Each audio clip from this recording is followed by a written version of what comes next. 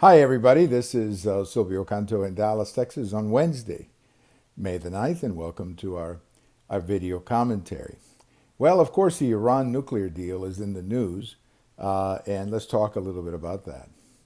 First of all, I think we need to repeat this, and it gets lost a little bit in all of the discussion. But the Iran nuclear deal was never an agreement between the United States and those countries. It was an agreement really more between the Obama administration and those countries. And what I mean by that, it was never signed as a treaty. We have a provision in our Constitution called the treaty provision.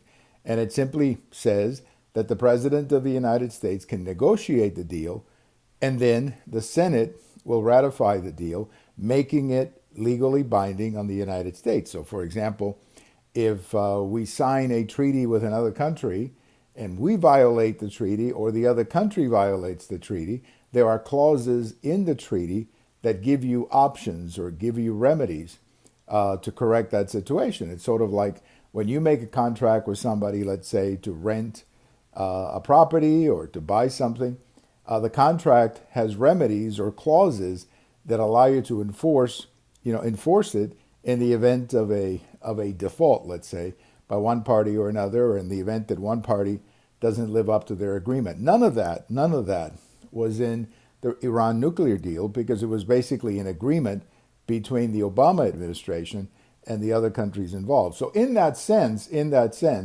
this was never a legally binding agreement. Now, the details of the agreement, I'm not going to tell you that I'm an expert on it. All I can tell you is that most of the people that I trust in the news, including people like not necessarily Republicans, but Joe Lieberman, not exactly a right-wing Republican.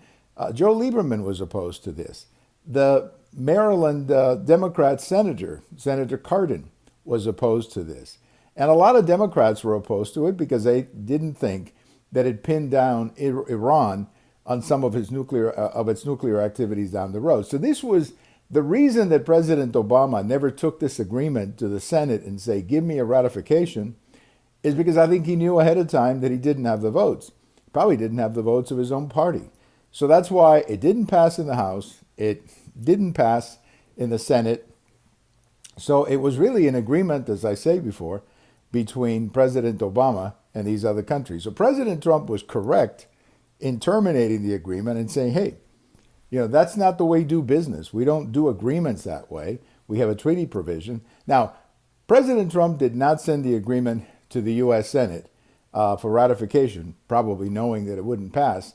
But I think it would be a good idea for President Obama to say to the U.S. Senate, look, here's the basis of the Obama agreement.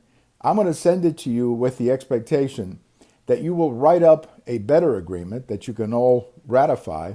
And then I can go back to Iran, I can go back to France, I can go back to the other countries and say, this is the agreement that the U.S. Senate will ratify. I don't know if that'll happen, but I think it would be a good follow-up to the situation right now. But at the end of the day, I think we have an important lesson here, and that is that the President of the United States has to act within the Constitution. We saw this with DACA, where he legalized almost 1 million people without going to Congress. We saw this with the Paris Climate Change Accord. Again, the same thing. He did not have the authority to basically commit the United States to that agreement. And now we see it with the Iran nuclear deal. So, moral of the story, we have a Constitution, let's use it. We have a Constitution, let's use it the way it was designed. Thank you for watching. We have all of these on YouTube. We have this on Twitter, and we also have them on my blog. Bye-bye, everybody.